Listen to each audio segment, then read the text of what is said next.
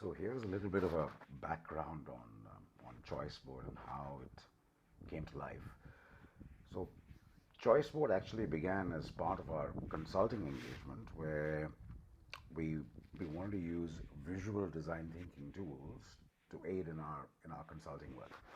Um, so we looked at aspects such as innovation, such as creation of opportunity, etc. And the way we designed the design thinking tools were essentially as flashcards. Each card having an icon, so you can recognize things by visual aid, and that icon having a definition for it. That was the initial storyline. And so we started using these flashcards in our consulting engagements, and we found stupendous success. And then we realized, we said, why can't we use this to upgrade skills of MBA students and skills of employees? The problem being, especially in India, 7 out of 10 MBAs are unemployed. And the primary reason for this is that they lack skills. They lack the right kind of competencies that are needed to work in industry. So this platform, because it delves so deep into the anatomy of a business, we thought it would work even for skill development. So that's the genesis of Choiceboard. Yeah.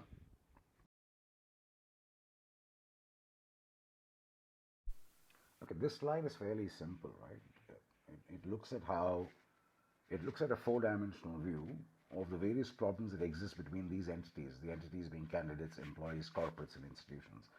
And what are the needs in the interplay that happens between these entities? That's essentially what the slide is talking about. So institutions need to upgrade their content and pedagogy to show real world, real industry thinking, latest management thinking, real industry needs. The content needs to be upgraded for that. Is that happening in India? No, right? There is probably only one MBA institution that devotes a little bit of time towards research. The rest of the MBA institutions in India simply do not devote any time to research, and therefore there is no new content coming in. And most of the MBA schools in India do not have a prescribed norm of X number of years of work experience. And that then becomes a problem because the students who come out have now come out with old content, old thinking, and they're not trying to tackle a completely new and different world. That's where the problem is. And then when you look at a candidate who actually does get a job and he becomes an employee, he's now stuck with the question, how do I grow? Where do I develop new skills and new competencies to get promoted, to get a higher salary, or to change my job? That's another problem dimension. Between institutions and between employees and corporates is about skill development. And between corporates and institutions, there is no collaboration between industry and academia, right? Though corporates and industry says that that the output of students coming out from these MBA schools is not very good, yet they take hardly any steps towards solving their problem. What does it take for them to depute one executive every month for a couple of hours and to teach the students new things that are happening in the world? It costs nothing, yet they don't do it. So there is this need, right? And then there is the overhanging policy framework from the government which says employment must be generated. This is not acceptable. Employment is also an election issue, right? It's a big vote bank issue. So there is this policy framework that's coming in from the government that's not solving anything at all. So everybody is trying to tackle the entire employment, employability, curriculum, content, industry, academia collaboration, skill development. All of these are being tackled in different pieces. So the value chain is not getting integrated.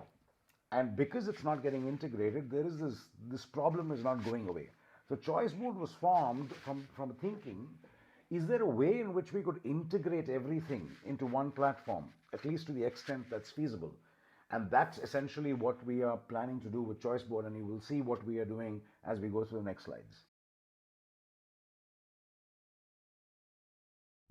Okay, this slide is basically the learning journey. This is our module design and what happens within those modules. So the 7 colored boxes are the key modules that we've got. So we're looking at how do organizations create value, what kind of audience is this value targeted at, how do they craft that opportunity, how do they design their business whether it's on digital, uh, whether it's a physical business, whether it's a revenue model, all of that.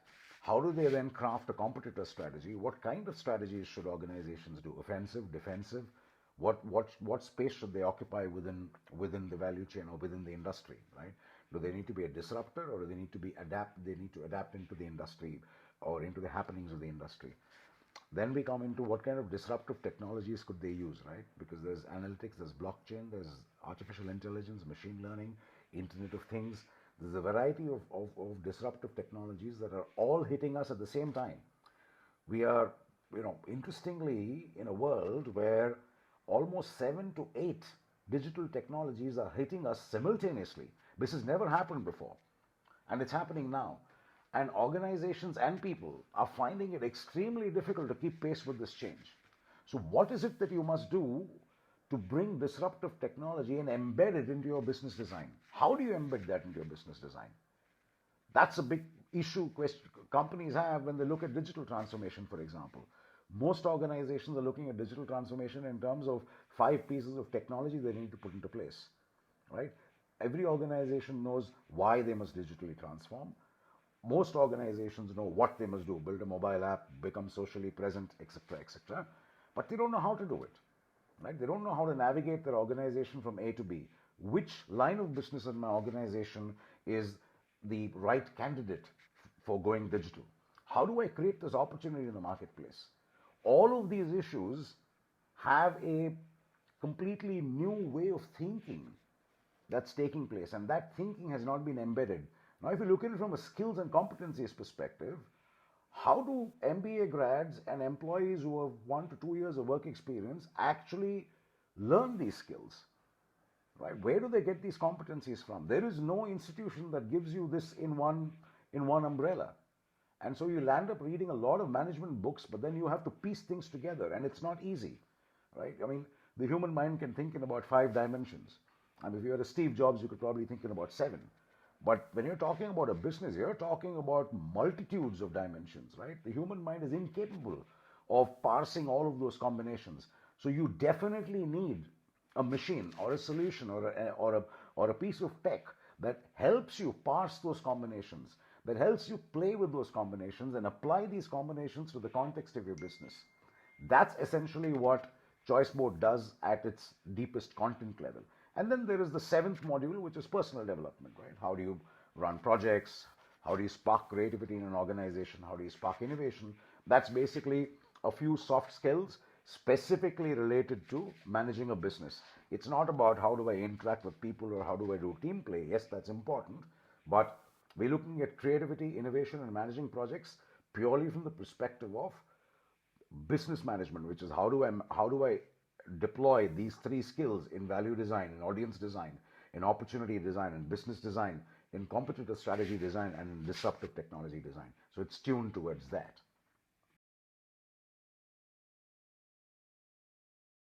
Okay, this slide is very simple. It's a slide where we're looking at expected outcomes from medium to long term purview. There is no short term solution for this because this is a deep rooted problem and it needs, we need to peel the onion piece by piece by piece. So it's going to take time, but these are the typical outcomes that we are looking to achieve with Choiceboard.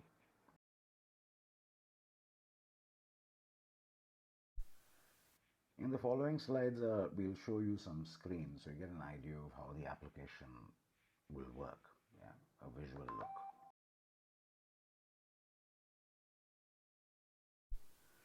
Okay, so this is the wireframe. The user interface is being built. Towards the end of all the slides, I'll show you how, not the user interface, user experience. I'll show you how it's probably going to look like. We are using our Choiceboard logo colors in there. But this slide, after you register yourself with an email, you come to this particular screen, right? Where we want to understand a little bit more about you. Are you a student? Are you an institution? Are you a small business? Are you a large business? Are you a consultant? Could you possibly be a collaborator where we have knowledge sharing taking place? So if you, for example, have an interesting idea on a particular industry and you can actually then log on to our website and collaborate with us as a collaborator, create those choice boards using our existing components and add whatever components you need to add in, and then We'll publish that choice board after reviewing it and after discussing with you for adoption at a certain price. And you will get a revenue share out of it on a continuous basis, right? It's a perpetual revenue sharing basis for you as long as people start buying those templates. So that's the reason why we brought in a collaborator, because we understand that our knowledge is obviously going to be limited to a certain degree where we have experience, etc. But then there's so much more out there. So how do we collaborate with others? This is the collaboration piece alone is a very interesting business model. It creates a network business model as against a platform business model. So if you look at anything outside of other than collaboration, it's a platform business model. But the minute you come to collaboration, it becomes a network business model. So that then has a lot more power to it and a greater reach. So that was the idea with which we came up with this collaboration model in the first place.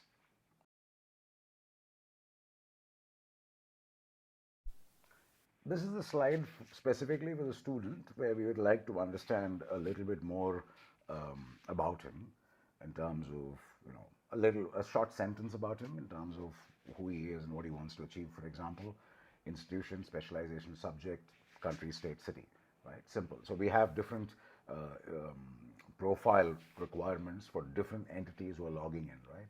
So if it's an institution, an educational institution, then this screen would be very different.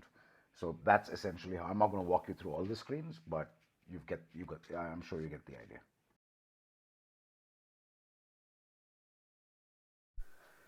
Okay, this is a bit of a detailed slide, but I'll try and simplify it. Before we go into the rest of the screens, which is actually part of the solution, it's important to understand what this slide is all about. So this slide is nothing but the entire solution schematic, and it's broken down into precisely 6 pieces, and this is what is replicated through the entire solution. So one is a project workspace. Project workspace is essentially the top level of the entire schematic, where you're looking at what is it that you're creating this entire these choice boards for, right? Or your strategy document for, or the simulation. So it could be a product, it could be a product group, it could be a brand, it could be a brand with a geography, or those combinations, or a line of business, etc. So that's a project workspace, and in that you'll define a variety of fields such as industry, sector, etc., etc. Once that's defined, we then go into what we call choice boards. So before you get into choice boards, you look at what a module is. A module is a business function. So it could be value design, it could be audience design, opportunity design, etc.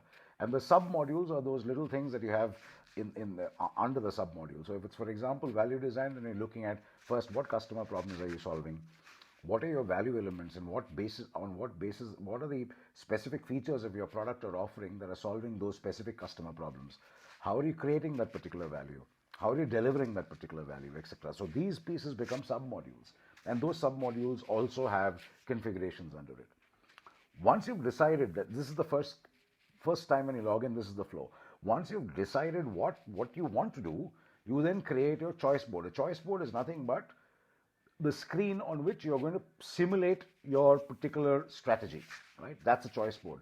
So every sub module has a 1:1 relationship with the choice board. Then we come to business components. Business components are nothing but the actual icons, the specific tactics. For example, if it's B2C value elements, then a business component could be quality, another one could be reasonable price, a third one could be status, and so on and so forth, right? So, and there are a variety of components. I mean, if you look at the entire solution, there are more than 1,200 business components. Essentially, 1,200 little pieces that make up the body of a business, right? And these components are expandable.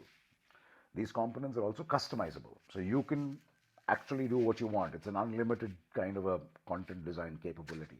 And each component then has a comment associated with it. A comment is nothing but why have you chosen this particular component in this particular screen or in this particular choice board? What is the reason for you to choose quality as a feature? You write your notes in there, you can attach files, you can tag, you can do a variety of things with comments. So that's the solution schematic. Now when we go to the next screens, you'll probably get a better idea of how the solution flows.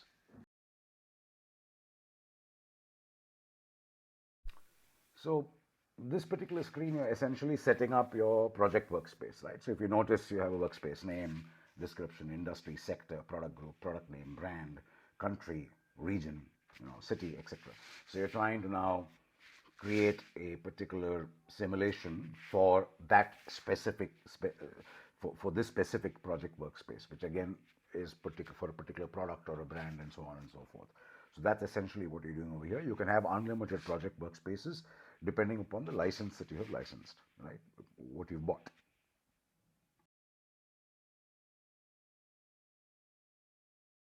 So like we discussed earlier, after you've set up your project workspace, it's now time to decide what is it that you want to do in this particular project workspace, right?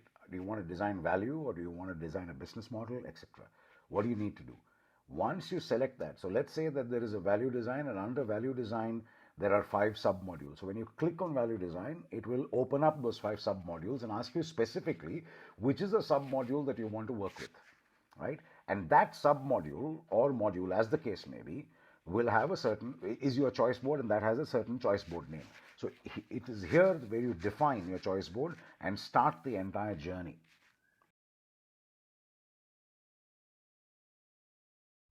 So if you've selected a particular module, here you come to the sub-module, right, which you select again. So ignore the placeholder names that these guys have given, our tech team. That's just, you know, copy paste kind of stuff. But the concept here is you select a module in the earlier screen, you come here, if that module has a sub-module, it'll open it up here, select this, and then go forward. Okay, I've put 2 screens in this slide so that it's easier to understand because they're both related. So let's assume that the sub-module you took was defining customer problems as an example, right?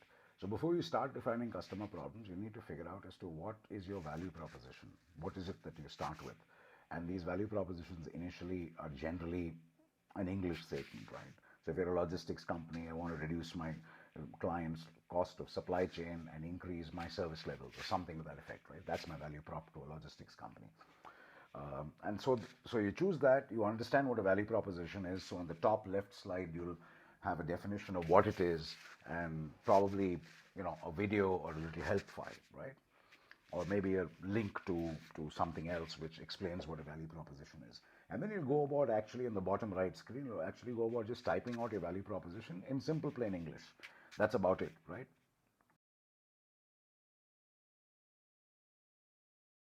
So after you've defined your value proposition, we then actually now navigate you through the actual sub-module. And this particular sub-module is what customer problems are you solving, right? So before you start with defining, with working around with your value proposition and going away somewhere else, we first hold you back and almost like a conversation, we'll guide you through the process, right? So we'll ask you what problems are you solving. Now, if you notice these white boxes, each of these white boxes are unique business components. They'll be represented by a specific icon, and all you got to do is to click on any of those icons. And at the bottom half of the screen, your choice board's getting filled, right, with those icons. You can add custom icons if you want to, or custom ideas if you want to. So we're not restricting customer problems to the 25 or 30 problems that we've identified. If you have another 6 or 7 more problems that you face with the customer, you can add those as well. There's no limit to how many custom icons you can create, right? Because every business has its own context and environment and ecosystem. Now, once you do that, for every icon that you select, you then need to provide a context, a comment. So a pop-up will appear where you actually then write out your comments. What is the context of this? Why we chosen it? And so on and so forth. So that's the comments piece, right? And okay, I'll come to the sharing bit later. So this screen, as you can see, is very simple. It just shows you what components you've selected, and those components then come down on your choice board. Ignore the placeholders, but concept is very simple. And if you've added a comment, for example, that is if you've typed out your own text, you'll have this green icon of a comment popping up, and if you have an attachment, then you'll have that paperclip popping up, and so on and so forth. If there are relationships between components, you'll also have a flag that shows you the relationships. When you click on that flag, it will show you which component is related to which other component, and therefore you need to keep those items in consideration as well. That's the rules engine that we are creating at the back end for every single component, module, sub-module, etc. Right? And then that will then be sliced by industry. So The possibilities become endless. So that's essentially what we're going to do on this screen. And then you can share the screen with others, and they can then comment depending on their license types, etc. And I'll show you that in the next screen. So this is the screen where users can enter comments. Now on the top, on the right hand side, a comment has been entered by a certain individual, and that's that's happening because this particular choice board was shared by the creator to that particular individual seeking his comments on this particular choice board, right? And this choice board is the customer problems choice board. So comments and can be at two levels. One is at an entire choice board level. So if I share a whole customer problems choice board with you, you could go through everything and you could write just one comment, a generic comment that's across the board. So you could have a comment appearing at the header level, which is the entire choice board level, or you could have a comment appearing at the individual component level, right? So both are available, both will be segregated on the right hand side. So whoever is the viewer or the creator can actually see those by just scrolling through everything. So all the comments are in the same screen. So you don't go to a different screen, right? It becomes easy to correlate between what you've selected and what you're reading, and therefore improve your solution even that much more better. Make it that much more better. This screen is just to give you a quick view of the user interface, right? I'm not going to clutter up everything with this, but that's the end of the solution, what you saw in the previous slide. This slide is just to give you a hang of how the user interface is going to look like, how simple is it neat, clean, etc. So these are the color combinations that we're basically going to use. Yeah? So that's the end of the story of Choiceboard. Thank you.